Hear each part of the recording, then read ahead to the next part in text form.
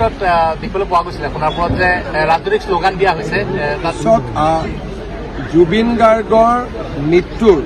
দুৰ্ভাগ্যজনক আৰু অসমৰ জাতীয় জীৱনৰ আটাইতকৈ কৰুণ আৰু বেদনা ভৰা যিটো খবৰ তাক এছাম লোকে ৰাজনৈতিক হাতিয়াৰলৈ ৰূপান্তৰ কৰাৰ বাবে প্ৰচেষ্টা কৰিছে আৰু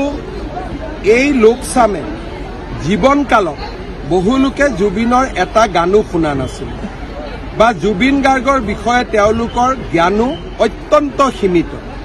মৃত্যুৰ পিছত তেওঁলোকে জুবিনৰ গোটেই আদৰ্শটোকে অন্য এটা প্ৰেক্ষাপটত প্ৰতিষ্ঠা কৰি ৰাজনীতি কৰিব বিচাৰে কিন্তু মই ভাবোঁ যে ভূপেন হাজৰিকাৰ মৃত্যুৰ পিছতো ৰাজনীতি হোৱা নাছিল জ্যোতিপ্ৰসাদ আগৰৱালা বিষ্ণুপ্ৰসাদ ৰাভাৰ মৃত্যুৰ পিছতো ৰাজনীতি হোৱা নাছিল আৰু জুবিন গাৰ্গৰ মৃত্যুৰ পিছতো ৰাজনীতি নহয় কাৰণ জুবিন গাৰ্গক বিজেপি এজিপি কংগ্ৰেছ সকলোৱে ভাল পাইছিল আৰু ইয়াত ৰাজনীতিৰ কোনো অৱকাশ নাই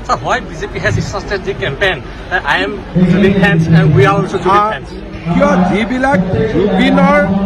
নকল অনুৰাগী বহুত ওলাইছে যিসকলে জীৱনকালত জুবিনক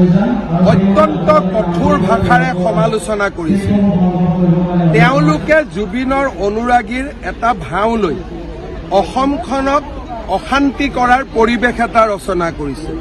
সেইকাৰণে বিজেপিয়ে জুবিনৰ গান ভাল পোৱা জুবিনক ভাল পোৱা অনুৰাগীসকলক লৈ যে যিকোনো মূল্যৰ বিনিময়ত আমি অসমখনক অশান্ত কৰিব নিদিওঁ এইখন বিষ্ণু ৰাভাৰ অসম জ্যোতিপ্ৰসাদৰ অসম ভূপেন হাজৰিকাৰ অসম জুবিন গাৰ্গৰ অসম ইয়াক আমি কেতিয়াও অশান্ত কৰিব নিদিওঁ এই শ্লোগানেৰে আজিৰ পৰা ৰাজপথত নামিছে আমাৰ উদ্দেশ্য হৈছে যে নকল অনুৰাগীসকলৰ বিৰুদ্ধে প্ৰকৃত অনুৰাগীসকলক সংগঠিত কৰা আৰু জুবিনৰ অসমখনক প্ৰাণৱন্ত জীৱন্ত কৰি ৰখা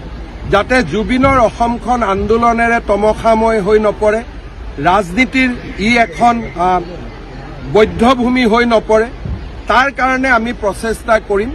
যে জুবিনৰ প্ৰকৃত অনুৰাগীসকলক লৈ সুন্দৰ আৰু সোণোৱালী অসম এখন নিৰ্মাণ কৰা